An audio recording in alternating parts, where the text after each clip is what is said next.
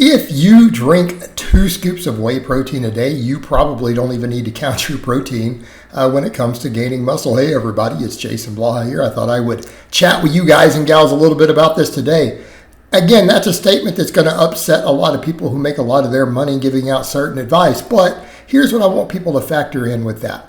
If you look at the totality of the scientific research and stuff I've pointed out on number 1, protein bioavailability, and number 2, optimal levels of protein intake, right? Optimal levels of protein intake.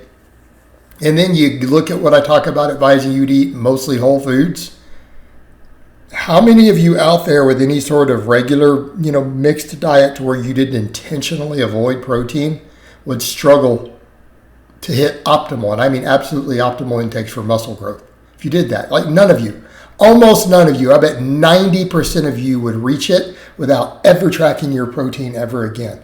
And here's what I mean. Let's step back and do a little bit of the math on this. Because most of you are going to be eating foods that have some amount of protein, if not high protein to some extent. But let's step back and let's just take something really simple like brown rice, right? For most of you out there, that's going to be the lower end of the protein food you eat, unless you're doing a mostly fruit-based diet. Brown rice, absolute staple food for lifters. Well, how much protein is in brown rice? Per 1,000 calories, about 30 grams of protein. All right, your 2 scoops of Whey's got 50 grams of protein. If you eat 2,000 calories of brown rice, that's like 60 grams of protein. And I'm not saying that you eat nothing but brown rice. Same thing, peanut butter, about 40 to 45 grams of protein per 1,000 calories. That's around 80 to 90. Let's just round it down to 80 grams of protein per 2,000 calories. All right. You're all going to, and those are all lower protein foods. I mean, this is just plant-based foods. All right. This is before you add anything else in. So if you ate 2,000 calories of brown rice through the day and then 2 scoops of Whey, where you at? 110 grams of protein. Now you could argue about the lower quality bioavailability of the brown rice, sure. And that's a fair argument, but Whey is at the top. So if you were to actually normalize it and look at the net total bioavailability of your foods, your net total of that 110 grams is probably still more than 100 grams from, say, chicken or steak. Sorry, that's just the math on it. If you started looking at the total bioavailability because of the Whey being mixed into the mix, okay, that's only like 24 to 2,500 calories. Less than 2,500 calories. All right. You still have wiggle room to add more food. I mean, most of us who are lifters probably eating 3,000 plus, okay? Well, what are we looking at for intake now? That if you went with the peanut butter, it would be even higher, right? It was a little more protein, something like another 10 to 15 grams per 1,000. We're up to another 20, 30 grams. So let's run with that 110. Well, what are our protein numbers? What does all the research show that even in advanced lifters, this has been studied in competitive bodybuilders, competitive weightlifters, they have consistently found that the upper threshold to where there's no muscle gains is beyond about 1.5 to 1.6 grams per kilogram of body weight. But they've also found it's as low as 1.2 for some people, probably due to the nature of the diet. Different bioavailability, different stuff going on with your gut flora. So what is our range? What's our range?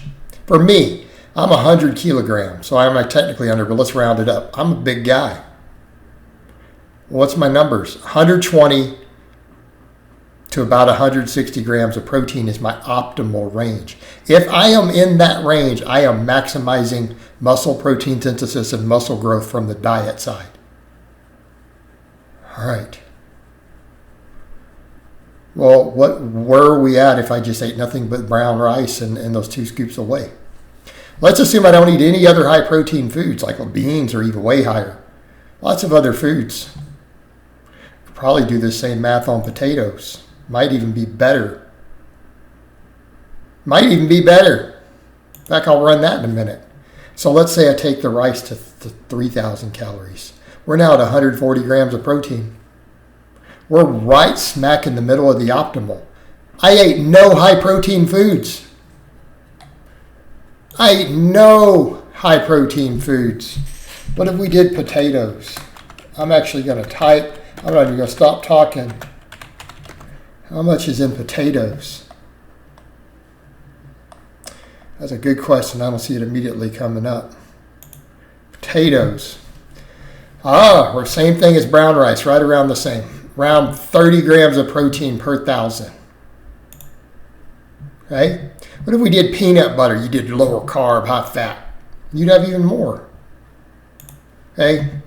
You'd have even more. We easily can hit that 160.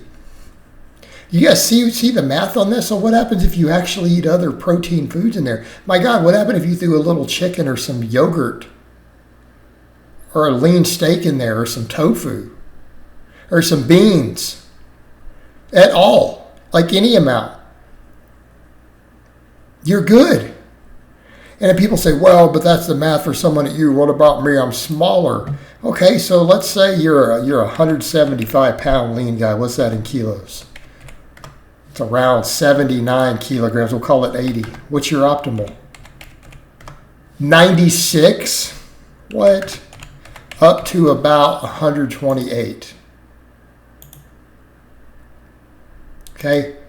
You could do that on 3,000 calories. You could eat nothing but rice and vegetables and 2 scoops of whey and hit your optimal protein intake for muscle growth. And keeping in mind the whey is the highest bioavailability of just about anything. Hell, you could do the same thing with just dump 50 grams of egg whites.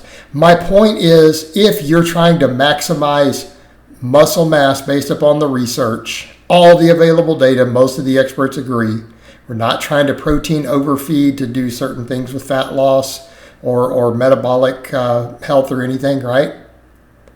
We're just trying to optimize intake. That's all you have to do. Literally, that's just a cheat code. Just have your 2 scoops of whey with your breakfast or have them post-workout. I train fasted, by the way, so my post-workout meal is my breakfast. What happens?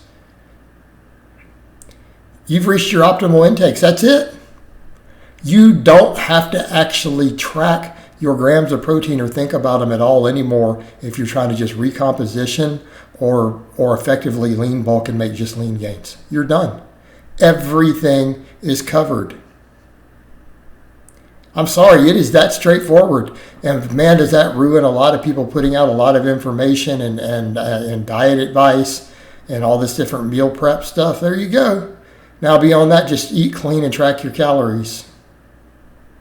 You need to pay attention to whether you're eating enough whole foods, getting all your various antioxidants, vitamins, minerals. Sure, all that's important.